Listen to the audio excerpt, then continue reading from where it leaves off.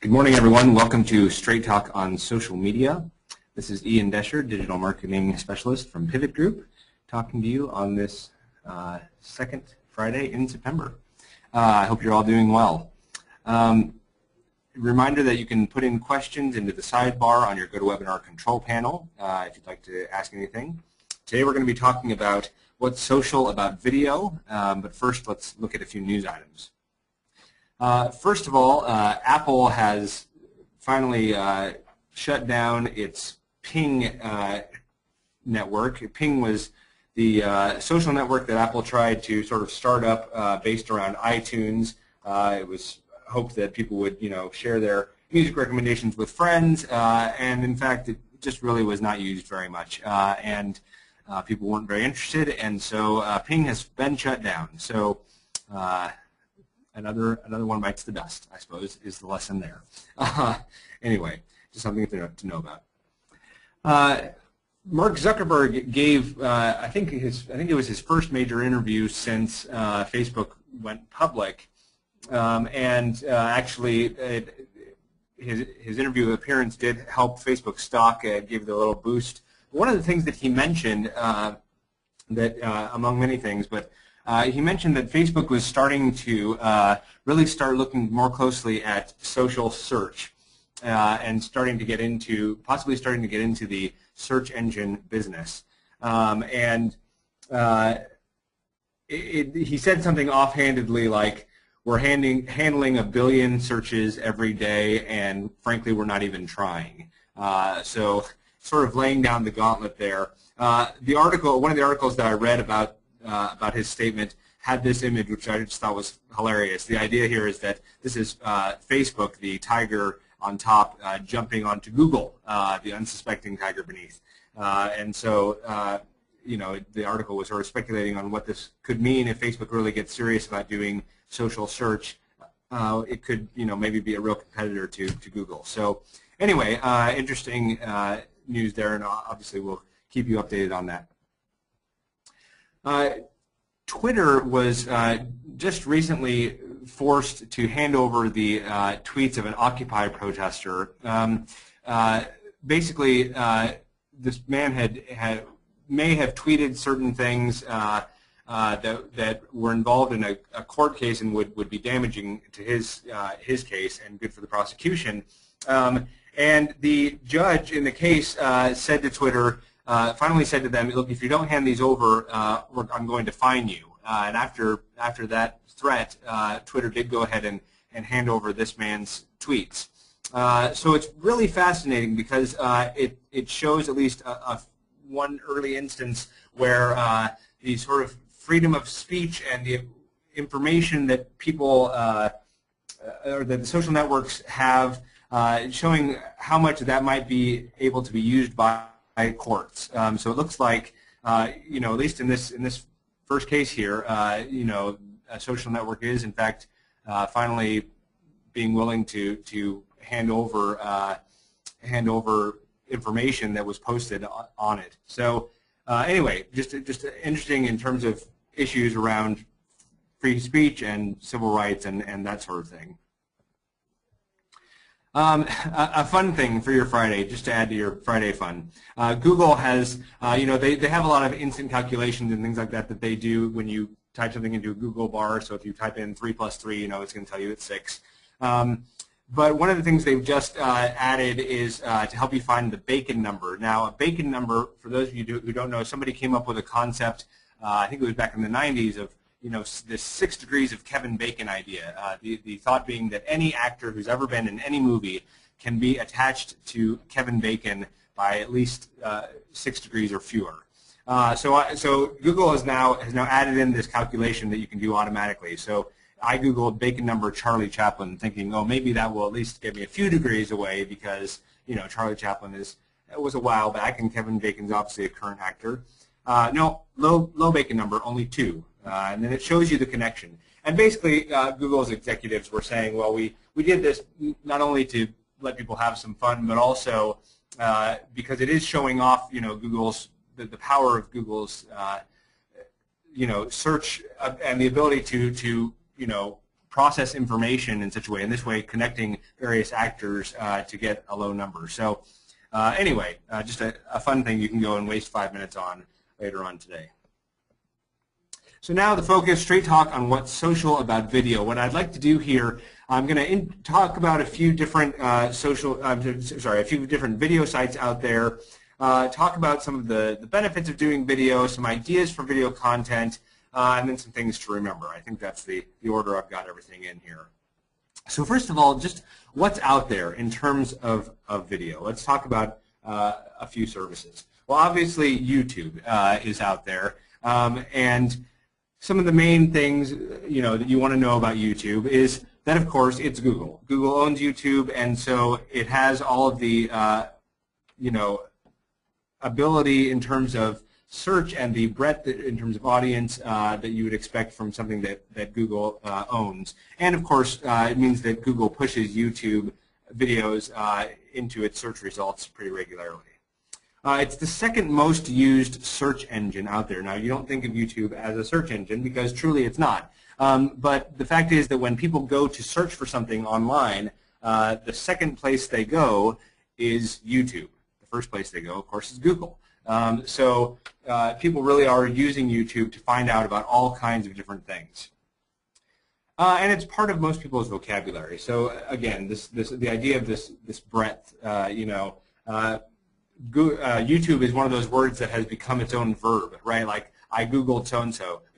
People now are also saying, I YouTubed that, or YouTube that right now. And so it's it's just becoming one of those words that people are using because it is such a known quantity in terms of video. A downside, now I don't think YouTube's layout in terms of how they present videos is attractive as some other video sites out there. So that's just one thing to know about. And then, of course, there are the internet trolls who are out there.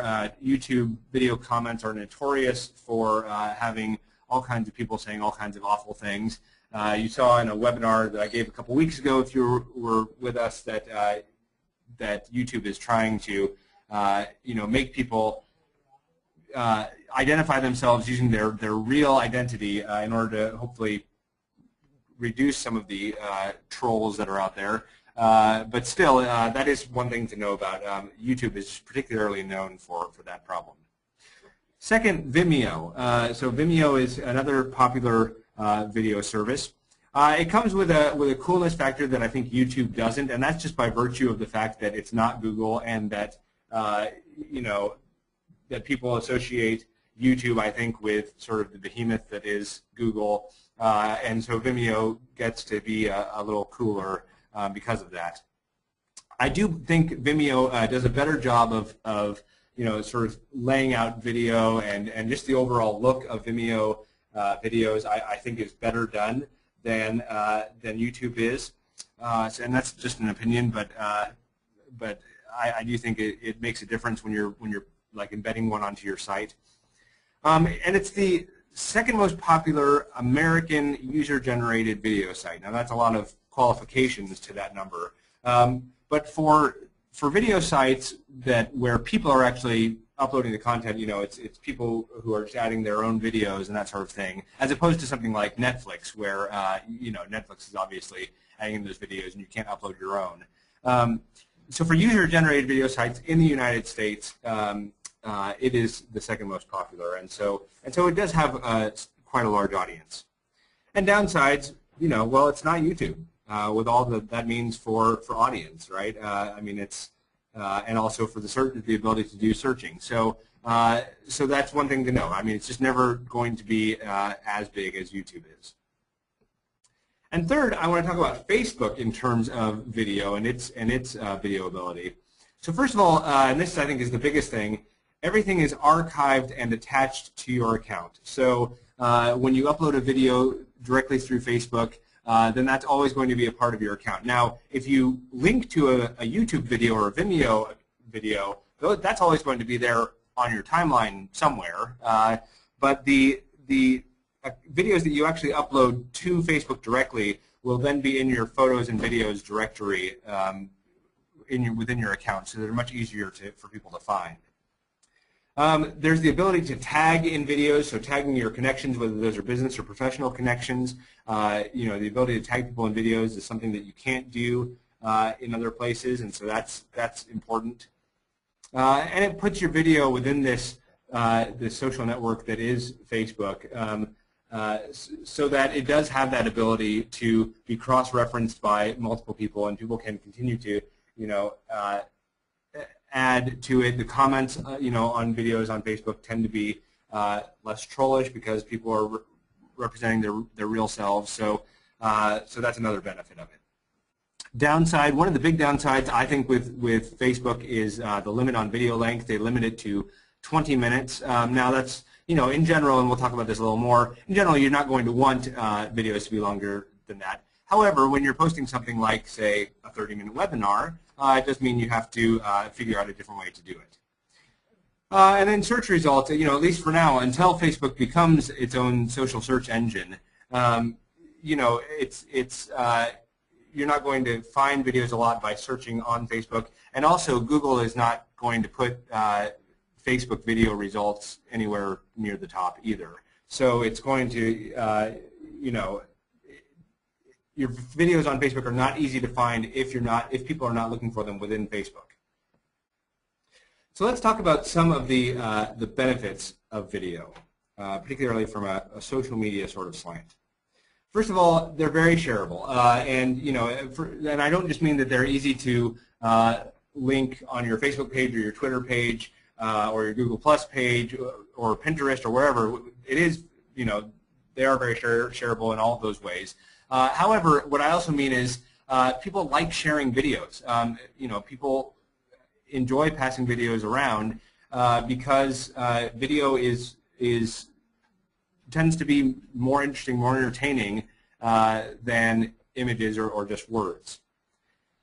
Social media sites, especially Facebook, love video. And what I mean by that, and I'll talk about Facebook here, Facebook in people's news feeds will promote certain content over others and put certain types of content higher toward the top. And video is one of those types of content where Facebook really wants to promote that heavily.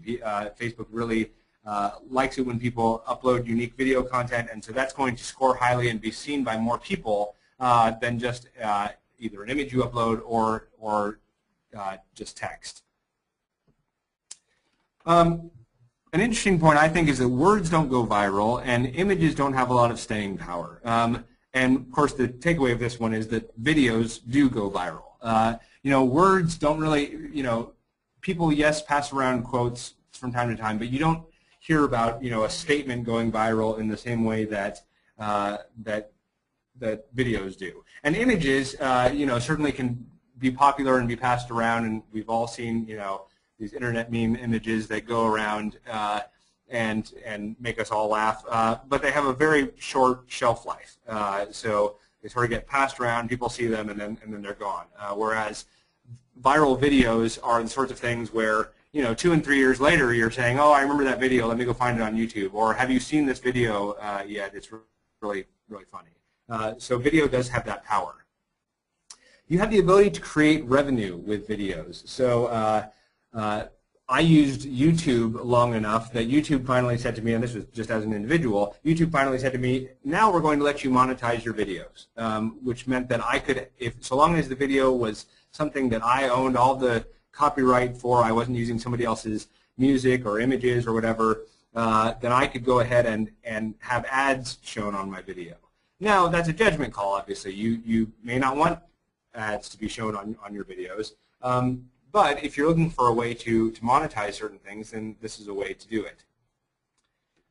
You can also use videos to cross-promote and link. YouTube has all of these abilities to add what they call annotations to your videos. So you can add a link that pops up in the, you know, while somebody's watching a video, so that you can be promoting things and telling people how they can easily find something. I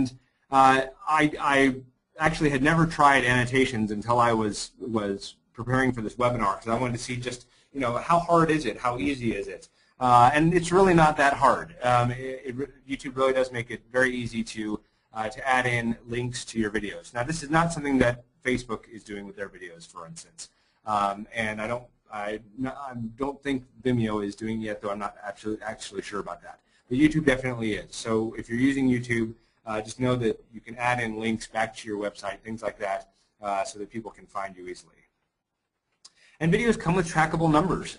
You know, we've all seen YouTube videos where all of a sudden we're seeing that it has thousands or millions of hits or something. And so, you know, it's just very easy to see in a way that it's not with other kinds of posts on social media. It's very easy to see how many people have tuned in to a video. And it's also, finally, it's much harder for someone to take your video content. You know, it's easy if you have an image out there on the internet for somebody to save it to their own machine and then post it as though it's their own. Now, that obviously doesn't make it any more legal because it's still your image.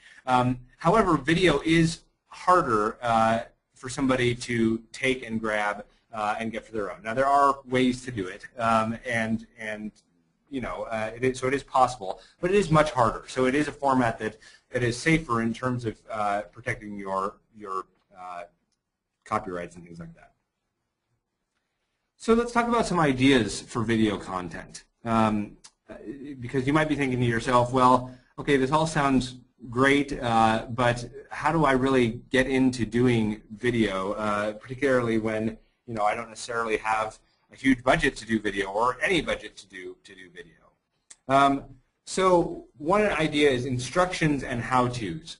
This can be as easy as taking a video screenshot. I have a program that I bought called iShowU that's really easy. There's a program out there called Camtasia that does it really well. But these are programs that will capture what you're doing on your screen so that you can easily make videos out of it. So you can make an instructional video, you know, if you're showing somebody how to use something online, or you could make just take a video camera and show how to use your product or service, and you could make an instructional video that way. But anything that's going to show people in a relatively short amount of time how to use something that they might not know how to use is going to be helpful. And that's particularly the sort of thing that people are going to be searching for when they're on YouTube or Vimeo or things like that. Product information, so if you want to just tell people about a product, introduce a product, videos are great for that. And again, we're not talking about any video that has to be really sophisticated. It can be a talking head and, you know, some really great shots of a product. It can help explain a process, even sort of give a behind-the-scenes look at your company. So to show, you know, how is something made, or the example I've given with our telecommunications clients is, you know, help people understand what it means for fiber internet to be coming to their neighborhood and exactly how a fiber build-out happens. You know, it's things like that where people might be curious about it, and where educating somebody about how it works is really going to help, you know, show off, you know, what your product or service is and why it might be useful to them. A general business introduction. So just a quick way for people to get to know who you are. We work, as you may know, with African New Life Ministries, and they have an overview video that they do that just sort of gives an overall look at what their mission is in terms of helping people in Rwanda. And so something like that where, you know, again, it can be just some images, some people in your company talking about who you are and what you do. And so long as you make it compelling and don't sort of lose people's interest, it could be a really good way to help introduce who you are as a company. Interviews are a really easy way to make video content, because really all people expect from an interview is that it's going to be two people talking. And two people talking is a very simple thing to record. And so, you know, obviously there are ways to make an interview more interesting and spice it up with additional video content. But at its simplest, it can just be a person being asked questions. And if you've got, you know, if you have connections with people who are interesting to talk to, or even if it's your CEO, or if there's something going on in your community and you want to interview somebody locally, those sorts of things are great to do in terms of video content. Any sort of company events or community events that are going on, to take some fun video of that, and just so it can be recorded, so that when people go back to look for some memories of what happened at those events, they can come and find your video. And as with all things, especially if you're filming community events, being cautious about how you take video of kids is super important. So just bear that in mind. But that's an important one to know about. And then lastly, just do something wild. I mean, all sorts of companies have very famously done really crazy and fun videos that are going viral and getting people to watch them. Old Spice is kind of the exemplar there, but of course, and of course, Old Spice's original commercial was a very carefully produced, high budget kind of item. But then the response videos that they did to people, where they were just filming the Old Spice guy talking in the shower and responding to people's tweets and Facebook posts, that was just a great idea that took very little production value. And so just, the sky's the limit with video, and the more clever you can be and the more personality you can show, the more people are going to respond to your video. So finally, I said I wanted to talk about some things to remember when it comes to video. First of all, it does not have to be professionally made. I think there is a real hang-up, or can be a real hang-up when it comes to video. People worrying about, well, I don't have a budget for it, and all I've got is my handheld camera here, but it really truly does not have to be of professional quality. You want to make sure that it's stable enough to not feel like it's the Blair Witch Project, and you want to make sure that it's good enough lighting so that people can see what you're doing. But beyond that, even cell phone cameras and things like little flip video cameras have high definition video right now, and so those are really simple ways to make good-looking videos. So just, yeah, it just doesn't have to be a professional quality. Number two, capture people's attention in the first 30 seconds. You've probably had this experience, I certainly have, where I see a video and I think, oh, this might be interesting. I start watching it, and 25 seconds into it, if I'm not hooked, then I'm going to close it and go do something more important, right? Because people are busy and people are not going to wait around for your video to get better. So just make sure that in the first 30 seconds you are making it clear what this video is about and why it's going to be useful or funny or whatever, and so that you've got people and so they continue to watch. Brevity is the soul of wit. This is a line from Hamlet, said by Polonius. Anyway, brevity is the soul of wit, and what that means is that you should be brief. Videos, you really should not be posting videos that are, unless it's something like a recorded webinar or some sort of, speech that people are really going to want to watch and tune in for, that sort of thing for a long time. If it's just a video of just a how-to or an interview or something like that, you want to keep it fairly short. I think under 5 minutes is a good rule of thumb. I think under 3 minutes is probably even a little better. And with good editing and everything, 3 minutes is really a long time. It's a nice long time for to be able to get information across. Just make sure that you're not making people wait around too long. You don't want dead space filling up your videos or anything like that.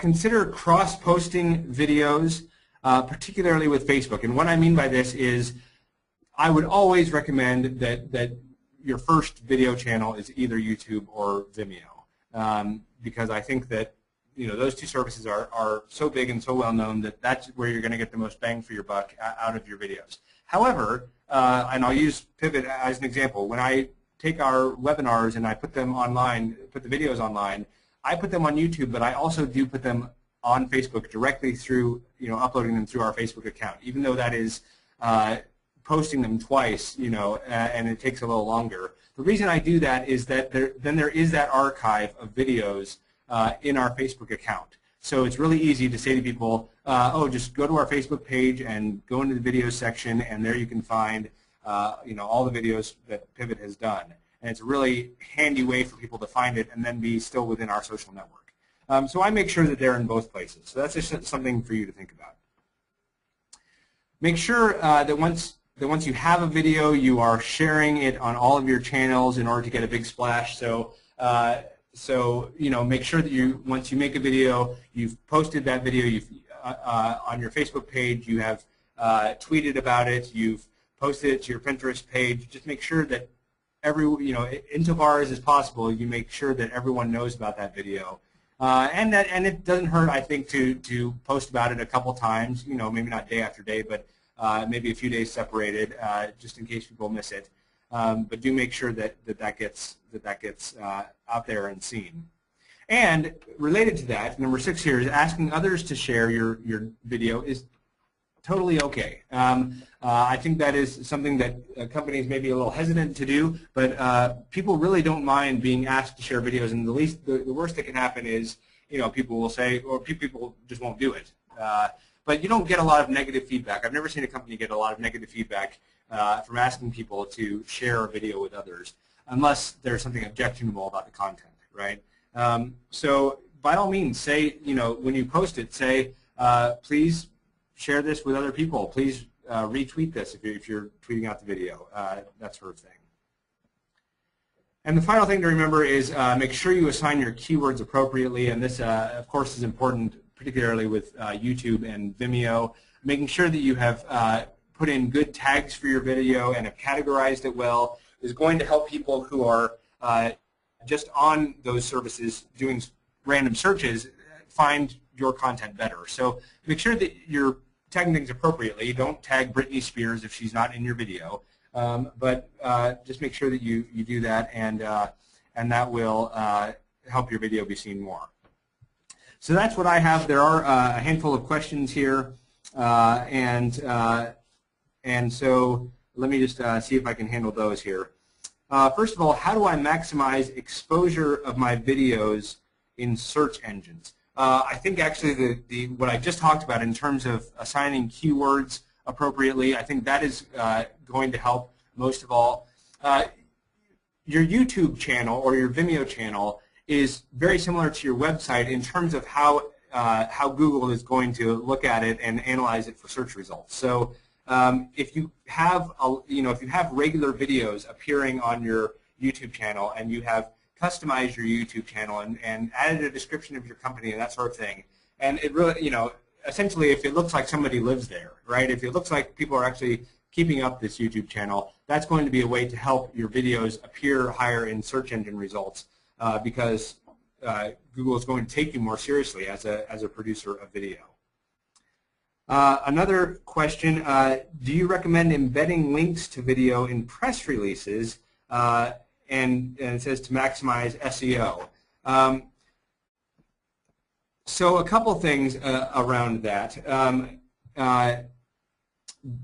Yes, I think embedding links to videos in press releases, I think that's a really interesting idea.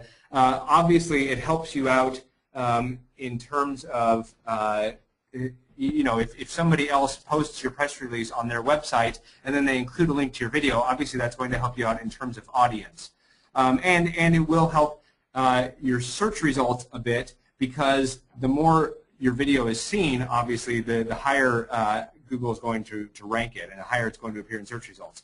Now what it won't do is give your website a boost in terms of SEO unless you have unless the video link that you include in your press release is a link to your website where the YouTube video is embedded. So that would help you out, right? So if you sent out a press release and you said, come back to our website to see this video, and people put that press release on their website, so you've got all these people linking back to your website where you've embedded the video, yes, that will help you.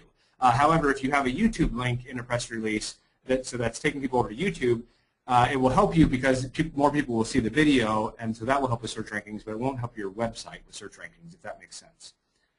So anyway, that is answer those questions, and that's all the time I have for today. Thank you all so much for attending. A couple weeks from now, I'm going to do a webinar on great campaigns. Dave Newstratton suggested that this might be the sort of thing that sort of webinar that would be good to do, maybe even quarterly or something like that. So I'm going to do a great campaigns webinar just to talk about what people are doing on social media to make an impact and what they're doing well. And that might be something where we repeat it with different examples every 3 months or so. And Dave Newstratton, speaking of him, his next Straight Talk on Telco Marketing webinar will be Wednesday the 26th, also at 11 o'clock Pacific time. Thank you again for joining me today. Have a wonderful weekend. I hope the sun is shining where you are, and apologies if it's not. And remember to keep your media social and your talk straight.